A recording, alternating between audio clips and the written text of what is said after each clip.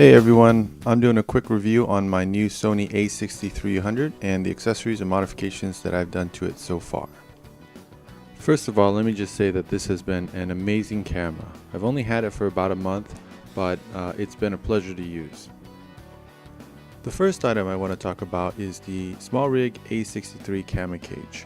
I went with this because it gave me the option to add a lot of accessories, added a little bit of size to the camera, and gives it a little bit more protection. I picked up this item on Amazon for about $44, so it is super affordable. Along with the camera cage, I also purchased the top handle from SmallRig. This is a great way to stabilize the camera when you're taking video on the move. I bought the camera to take video of my son running around, so this is a great way to not break your back while doing that. Now, a lot of you guys might know that on the Sony A6300, the battery pack is only about a little over 1,000 milliamps. This is enough shoot time for about an hour, hour and a half, and if you're shooting video, probably less than that. For this reason, I opted to buy an external battery pack. The battery pack I picked was the X Pro On The Move 16,000 milliamp battery. This is great because it comes with an 8.4 volt output and the dummy battery for the A6300. It also has a 5 volt 2 amp USB output that can be used to power other things or to recharge other things such as your cell phone and or a DIY field monitor project that we'll talk about later in the video. I also want to talk about how I mounted the battery pack. I'm using these GoPro mounting pads that come in the GoPro Grab Pack. You can buy this at any electronic store that sells GoPro. Now these pads make it super easy to actually mount any accessory to the camera cage that we talked about earlier. So I do recommend going out and purchasing some of these. They're only 20 bucks and again, it makes your life so much easier. You'll also have to pick up this tripod thread mount adapter as well to connect this to the camera cage. I'll be using these for my DIY field monitor project that again we'll talk about later in the video. Moving on, I also decided to buy another lens.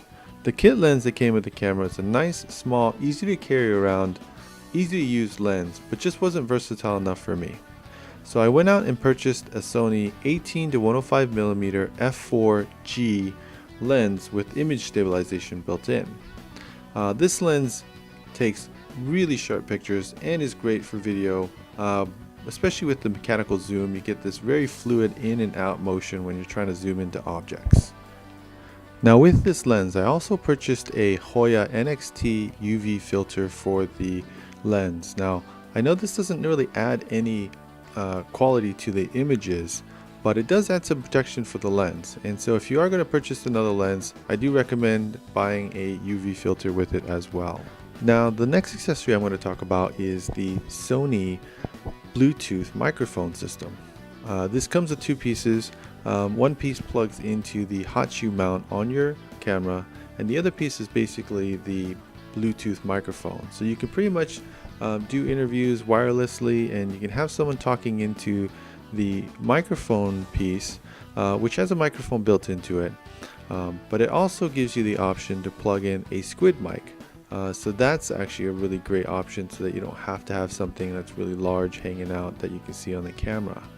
Another great feature of this product is that it comes with a audio output on the mic device and also on the Bluetooth device. Now this is great because the camera itself does not have an audio output, and so this solves one of the problems that most people have with this, is that there's no audio output on the camera. You'll also notice that there's a big light on top of the camera. This is a Neewer CN160 LED light with the light diffuser on it. You can pick up this package for about 40 bucks on Amazon, and it's a really nice, cheap way to light up your subject when you're taking videos. So the last thing I wanted to talk about was the field monitor project I had mentioned earlier. Now I know you can go out and buy a 5-inch 1080p monitor out for about $400. That's a little more than I wanted to spend. So what we have here is a creotech board that allows you to connect a HDMI input to a cell phone screen. Now this is great because cell phone screens are super high quality, but they're very cheap. And so here you're going to see the board connected to a LG Optimus E980 board. It's a full 5.5 inch HD 1080p screen, and they only cost $15. The Creotech board is about $100, so you'll be about $115 in for doing this project without building a case yet. But still, that's a lot cheaper than the $400 that you'll find any of the monitors out there for 1080p right now at a 5-inch screen.